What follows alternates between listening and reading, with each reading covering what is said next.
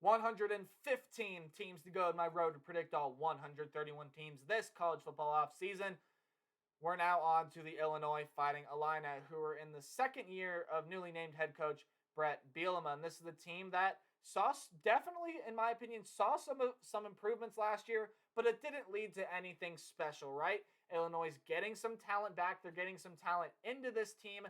So can Illinois push their way into a bowl game in Bret Bielema's second year, or will 2022 be a step in the right direction, but they'll miss out on a bowl game just barely? What's up, Tailgaters? My name is Tailgate Nate. Welcome to my channel. And I'm doing all 131 teams this college football offseason, which means I'm doing your favorite team. If you guys want to see when that video gets uploaded, please hit the subscribe button and ring the bell so you guys know when I upload your favorite team, and especially Illinois fans, but to any fans out there that watch my videos. But the Illinois fans in this one, you're going to know a lot more about your favorite team than me. So if you feel like I missed something, you just want to add something, or hey, maybe even I got something wrong, because that happens sometimes, leave it in the comment section down below. I would be happy to read through them. Let's get into Illinois in 2022. This is my 12th ranked team in the Big Ten Conference heading in to 2022, ahead of the likes of Northwestern and Indiana, who I've already done videos on, and you guys would have seen them earlier today. So go ahead earlier today as of uploading this video. So go ahead and check those out if you're interested. But 2021 was the first year for head coach Bret Bielema, and it was fairly solid. 5-7, 4-5 in conference. This was a team that was competitive, that was in there, and that even pulled out some games that it shouldn't have last year. Taking a look at some of those stat lines from last year for Illinois, they were okay. Offensively, 329 yards per game, 19 points per game. You want those numbers to start to creep up if you're Illinois, especially for a style that Bret Bielema likes to play, ground and pound, loves to just rush the football. And speaking of rushing the football, Illinois was actually pretty good at rushing the football last year, around 173 yards per game, which was, I believe, the seventh ranked rushing offense in the Big Ten. In terms of their defense, 366 yards per game allowed and 21 points per game allowed. So their defense held up their end of the bargain. It's just a matter of whether or not how much this offense can improve this year for the Fighting Illini. So taking a look at some of the talent leaving and coming back for Bret Bielema, leading passer quarterback Brandon Peters is gone, had 1,170 yards, 7 touchdowns, and 4 interceptions. Also did have an injury last year as well. But he is gone and off this team, as is two pretty, not huge parts last year, but in the past they've been pretty huge parts in the run game. But Mike Epstein and Jakari Norwood are gone off of this rushing attack. Off the wide receiver group, Deuce Spann is gone. Only had 5 catches for 124 yards, but did have 2 touchdowns last year. And then tight end Daniel Barker, 202 yards and 4 touchdowns last year for him. Again, this is not a team that passed the football a lot, but it's a team that just needs more offense, period. On the defensive side of things, you lose Owen Carney. That is a huge loss. Had 44 tackles and 6 sacks last year for this team. On the defensive side, or on the linebacking side of things, you lose Jake Hansen, who had 32 tackles, 1 sack, was a key part in that defense last year as well as guys like Isaiah Gay, Kirby Joseph, Tony Adams, Derek Smith. Kirby Joseph was really, really good for this team last year. 5 interceptions for this team last year, 3 fumble recoveries, 57 tackles as well. So Illinois losing some key pieces off a defense that was pretty good last year. But you know what? They do return some key pieces. Quarterback Artur Sitkowski is coming back. Had, I believe, here it is, 704 yards, 6 touchdowns, 2 interceptions last year. Not bad numbers, only 50% completion percentage. You'd like to see that get up. But he's going to be battling it out with Tommy DeVito, a Syracuse transfer, in at the quarterback position. And DeVito has been pretty solid for his years at Syracuse prior. So we'll see who wins that starting job there. In my opinion, I think you should go with DeVito, but both of them are experienced options that should be fine at the quarterback position.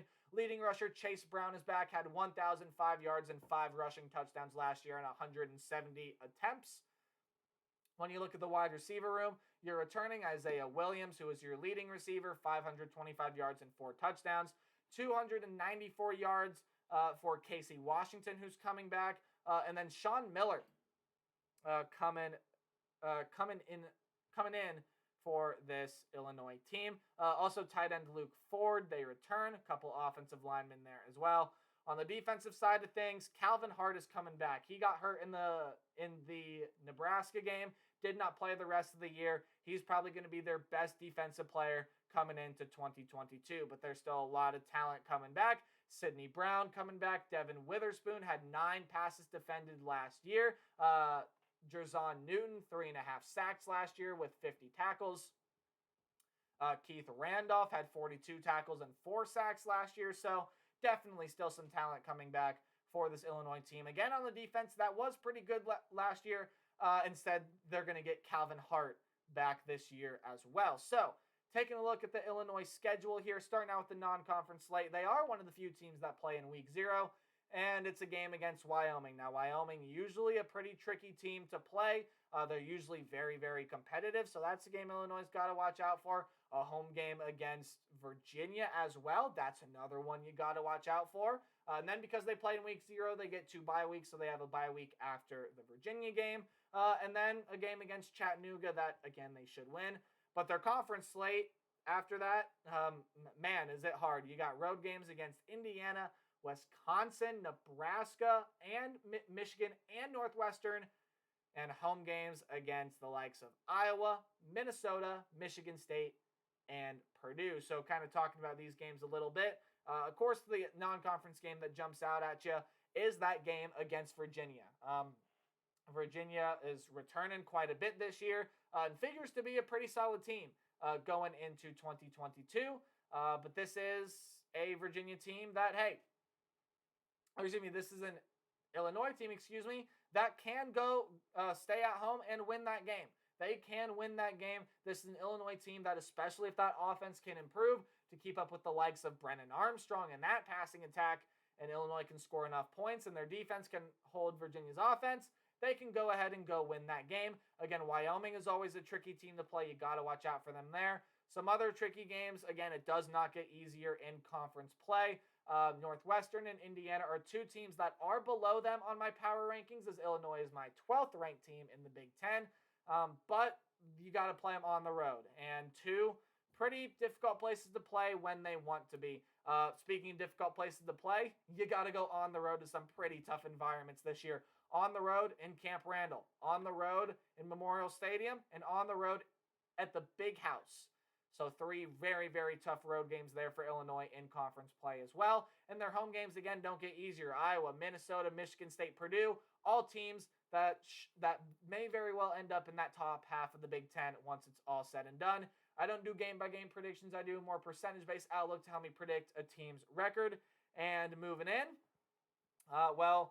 if the game is in red, you're probably not going to win the game. If the game is in yellow, if the game is in orange, you're still probably not going to win. But hey, it's college football. Upsets can happen. Yellow are your 50-50 high upset potential games. Yellow-green are games that you probably should win, but watch out for the team on the other side of the ball. And games in green are games that, you should be able to win that there.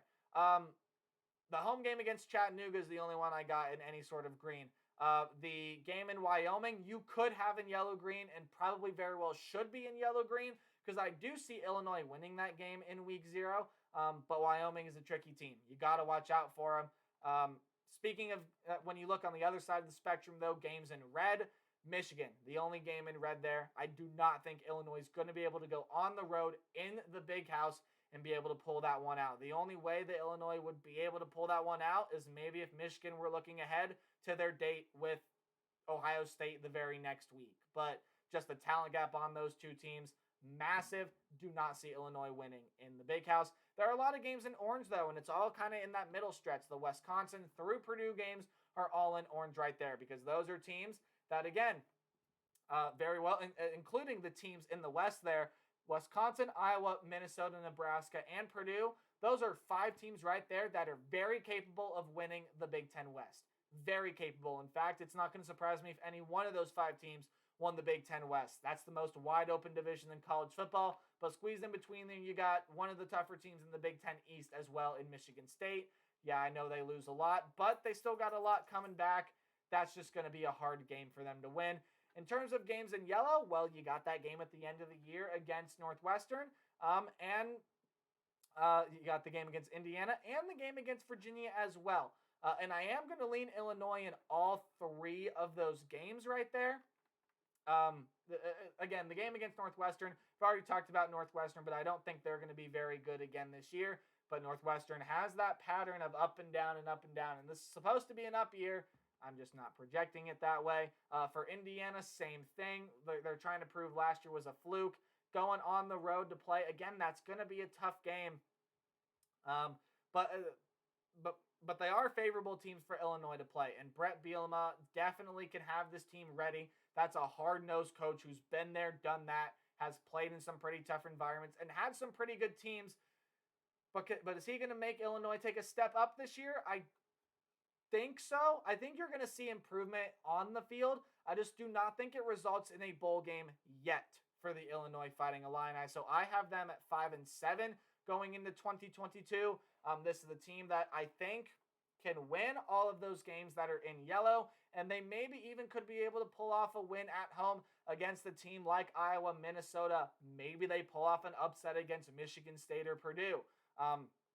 But again, this is definitely a team that, definitely seeks improvement on the offensive side, and hopefully guys like Chase Brown can step it up. Williams, Washington, Miller can provide a more stable wide receiver core for Tommy DeVito and Artur Sitkowski. Otherwise, this defensive side of the ball just continue to get better. Continue to do your thing. They were pretty solid last year. Do the little things right, make the small improvements. And who knows, this Illinois team could have a recipe for a bowl season. I could see them anywhere between 3-9 and 7-5 in 2022. So there you have it, my Illinois predictions in 2022. That is going to do it. Guys, be sure you leave a like, comment down below what you think Illinois is going to do in 2022. Other than that, do anything you can, help support the channel, like, comment, subscribe, share the video, and I'll see all of you guys. Oh, remember to play hard, but tailgate harder. I'll see all of you guys in the next video. Goodbye.